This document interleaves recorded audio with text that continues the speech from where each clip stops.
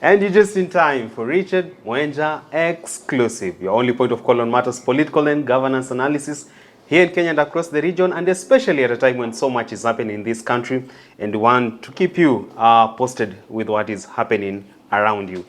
And today, I have your usual think tank, your favorite analyst, Herman Manyora, ready to help me bring the day's conversation home. Let me bring him to your lenses. How are you doing today, sir? I'm good. You're good? Yes.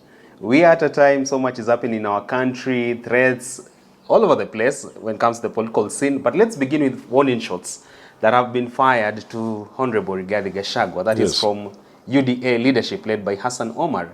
They are contemplating holding a meeting to expel Rigathi from UDA party. Let me ask you, Prof, has it got this bad? And should Rigathi treat this warning from Hassan Omar with contempt, or you should take it seriously? But you see, somebody has already been sentenced to death, and you are threatening that I can imprison you for 2 months. You are stupid. What is Hassan saying? Expelling him from the party? Expelling him. This losing your DP position is much higher than being expelled from a party. A member of a ruling party? That shows you the level of thinking available for us in this country, in our leadership. Don't look at that cheap thinking. A guy is sentenced to death already. Then he goes to another court and says, I can jail you for 3 months. Hassan Omar, I thought he had a brain. What's wrong with that? Somebody is been chased out of the room already, out of the compound. And you are saying, I will not give you, I can take that chair from you. What are you talking? What logic is that? The argument is it that shows you the level at which our leaders are operating. Even people who have brain, they surrender completely.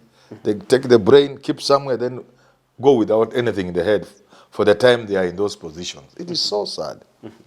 Because what Omar is saying, I have already raised it before. which is Instead of treating the whole nation to the circus of impeachment, why didn't they just deal with him at party level? Because some of the issues they are raising are actually party issues, like disrespect to the president is a party issue. Certain conduct that embarrasses the party that sponsored you, that's sufficient ground for the party to expel you. And once the party has expelled you, you cease to be a member of parliament. You cease to be a deputy president. Yeah, it's as simple as that. it shouldn't have spilled over to this level? Yeah, why did they allow us to the whole national attention to this absurdity?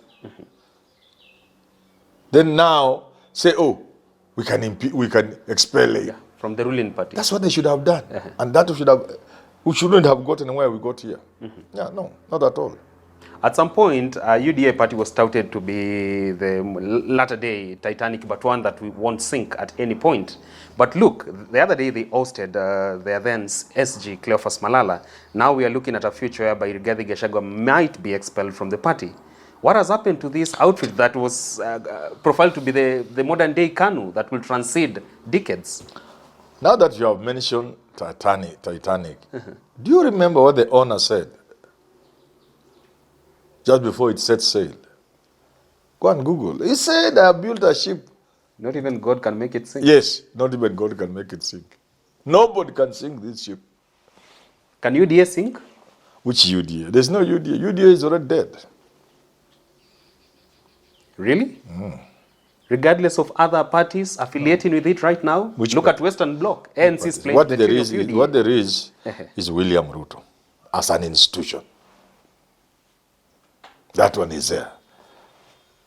And even today he says, I am ODM.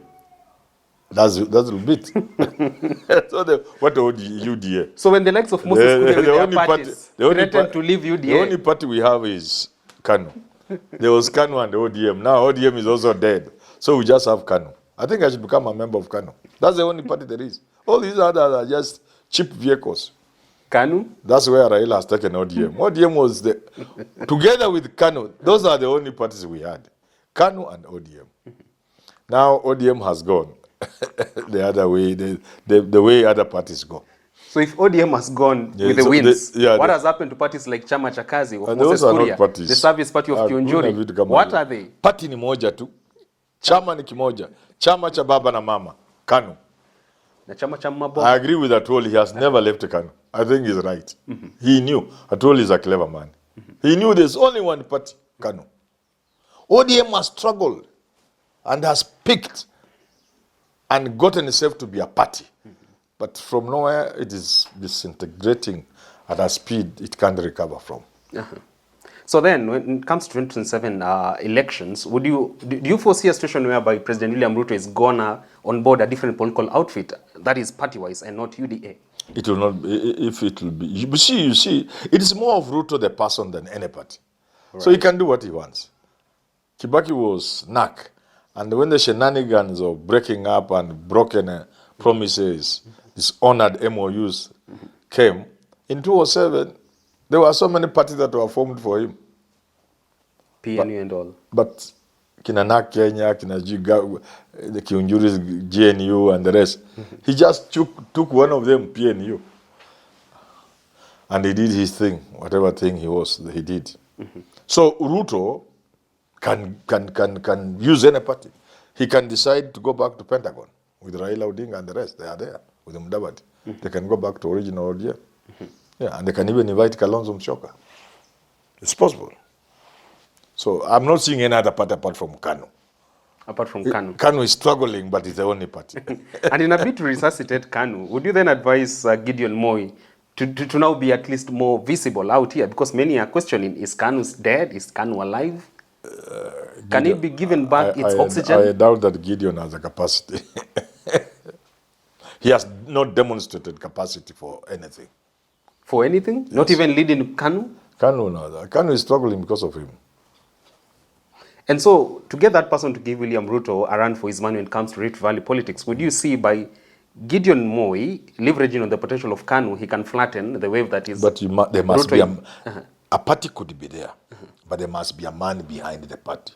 And Gideon is not the man? He's not the he cannot be the first? No, he can't. He's a prince. And you know, princes sometimes do nothing. They just get to the throne. You know, I have said this and I want to repeat. It cannot surprise me, even in the least, if I woke up one day to hear Gideon is the president of this country. Or Musalia Mudavadi. Those people can become president without a struggle, without throwing a punch, nothing. They can just sit on the throne. And that's how politics works. But princes in the past have worked hard to get where they Very have few of them. Very few of them. Top of Uhuru Kenyatta. Uhuru just went there because he was a prince. There was something about Uhuru. He struggled a bit. But the aspect of him being the prince outweighs anything else he could have done. It iced the cake for him? No, not icing. It is what made him president, being prince. Prince Uhuru Kenyatta, Prince Moho. Moho can become president, a prince. Yes. Have you ever had Moho anywhere in politics in this country? Has he ever been involved? And he has said, Mimi ni mwana biashara. But today, if he puts his name on the ballot, nobody will beat him. Even Ruto knows that. Even Jimmy Kibaki? Nobody can beat Moho. I'm telling you. The name, the prince. So Gideon is a prince. And he can sit on the throne. Mudavadi is a prince. He can sit on the throne. Others struggling, of all the strugglers, only one has gotten the throne. William Samoei, give it to him. The only outsider who has won the race is William Ruto. The rest have tried. They can't. And that's where Kalonzo is eyeing. Kalonzo is neither here nor there. He's in between there. Yeah, he's not a prince. He's not a struggler. He's nothing. He's not any of these things. Lukewarm? And that is, he wants to benefit. He's too cautious he's too cautious, which is okay. You can be cautious like Mudavadi, but with the benefit of being a prince. He's not a prince. Mudavadi can be cautious, but because he's a prince, he can land there. Gideon doesn't do anything. He's just there. But because he's a prince, he can get there. Now Kalonzo is not a prince and he wants to get it the way princes get it. You can't. But now he has lethal lieutenants by his side. Talk of Jeremiah Kioni who are now affiliated to him. Yes. So such leaders, Martha has Karua. he even given them space? Soon he must choose from Mount Kenya between Martha Karua, Kioni, Rigathi Gachagua, who is his point man. That takes courage. Not for everyone. And decision. making, abilities. Who is his man in Mount Kenya? Is it Gachagua? Is it Martha Karua? Is it Kioni? Is it a combination of two or three? He must play his card, because if he's going to win the presidency for Kalonzo, the votes will have to, like Ruto, come from Mount Kenya. And So when it how comes to- does he play his card? How does he juggle the politics in Mount Kenya to be able to get the community behind him?